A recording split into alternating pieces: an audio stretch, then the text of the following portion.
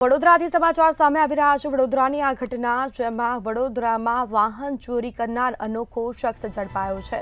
વાહન ચોરી કરતો અનોખો ચોર પકડાયો છે, જેને પોલીસે ઝડપી પાડ્યો છે। આણંદના સંજય વણકરને ક્રાઇમ બ્રાન્ચે દબોચી પાડ્યો। ખોટી ઓળખ આપી વાહન માલિકોનો ફોન નંબર મેળવતો હતો, જેમાં બાતમીના આધારે ગોલ્ડન ચોકડી પર વોચ ગોઠવીને તેને ઝડપી પાડવામાં આવ્યો છે। વાહન માલિકોને ફોન કરી વાહનને પરત મેળવવા પૈસાની માંગણી કરતો હતો।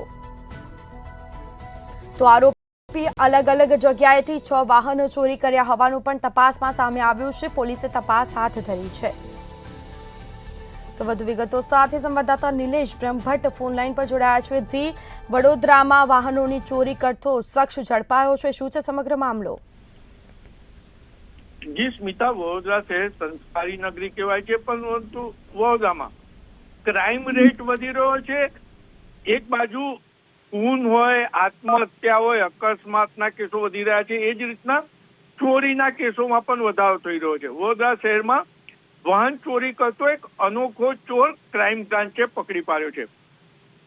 વાહન ચોરી કરતા આણંદના સંજય વણકરને ક્રાઇમ બ્રાન્ચે પકડ્યો છે। બાતમીના આધારે ગોલ્ડન ચોકડી પર ક્રાઇમ બ્રાન્ચે વોચ ગોઠવી હતી અને ત્યારબાદ આરોપી સંજય વણકરને પોલીસે ઝડપી પાડ્યો છે। આરોપી સંજય વણકર પોલીસની ખોટી ઓળખ આપી પોલીસ સ્ટેશનમાં ફોન કરી વાહન માલિકોનો ફોન નંબર મેળવતો હતો। વાહન માલિકોને ફોન કરી ચોરેલું વાહન પરત આપવા આરોપી પાસે પૈસાની માંગણી કરતો હતો।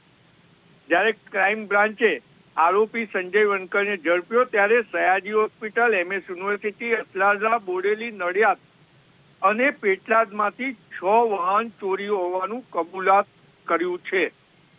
ત્યારે સ્મિતા, સવાલ એ ઉભો થાય છે કે વડોદરા શહેરમાં હજુ પણ સંજય વણકર જેવા ચોરો ખુલ્લે આમ ફરી રહ્યા છે। મહારાજા સયાજી યુનિવર્સિટીમાં વારંવાર ડેકીમાંથી ચોરી કરવાની ફરિયાદો ઉઠે છે, પરંતુ કેટલીક વખત સયાજીગંજ પોલીસ સ્ટેશન ફરિયાદ નથી લેતું, માત્ર અરજી લે છે અને અરજદારને ધક્કા ખવડાવે છે।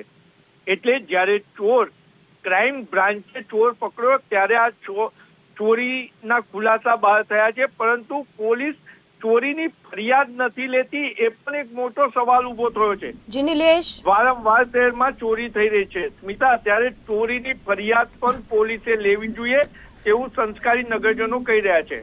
જી બિલકુલથી તમામ જાણકારી આપવા બદલ આપનો આભાર।